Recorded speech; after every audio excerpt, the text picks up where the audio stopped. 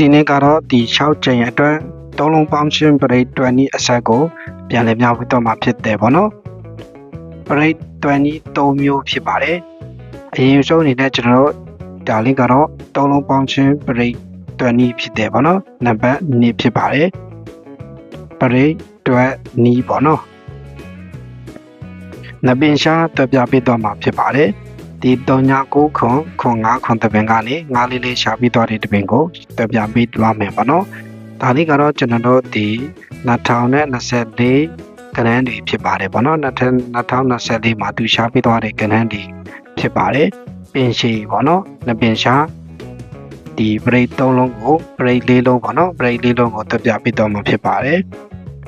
6ခွန်တပင်ပေါ့နော်နပင်ရှာ6ခွန်တပင်ဒီ6 5တပင်2 2 1တပင်2 3 9တပင်3ခွန်တပင်ဆိုတော့ကျွန်တော်ဒီ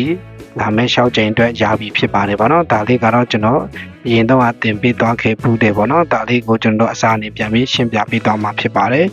မတိတိတဲ့ message တွေအတွက်ပေါ့နော်ဒါလေးကတော့ကျွန်တော်တို့3လုံးပေါင်းရှင်း break 20နောက်ထပ်တစ်မျိုးပေါ့နော်20နံပါတ်1ဖြစ်ပါတယ်ဒါလေးကိုလည်းကျွန်တော်တို့ဒီရှိမှလည်းတင်ပေးထားခဲ့ဘူးပြီပေါ့နော်ကျွန်တော်တို့ပြင်ကြစောင့်နေတာဖြစ်ပါတယ်အခုဒီ6ချိန်မှာရပြီဖြစ်ပါတယ်ပေါ့နော်သူကတော့2024နှစ်ဦးကနန်းဒီ9ခွန်9 363ကနေနပင်ချတက်ပြပြီးတော့မှဖြစ်တယ်ပေါ့နော်ဒါမတိတိတဲ့မိတ်ဆွေတွေအတွက်ကျွန်တော်တရားစားနေထပ်ပြီးတော့ရှင်းပြပေးတော့မှဖြစ်တယ်ပေါ့နော်โอเคကျွန်တော်20နံပါတ်1ကိုရေးဆုံးလေ့လာကြည့်မယ်ပေါ့နော်ဒီ9ခွန်9ရဲ့363ရဲ့အဲ့ဒီနှစ်ပြင်ကိုမူတည်ပြီးတော့ကျွန်တော်395ရတဲ့တွင်ကိုရှင်းပြပေးတော့မှဖြစ်ပါတယ်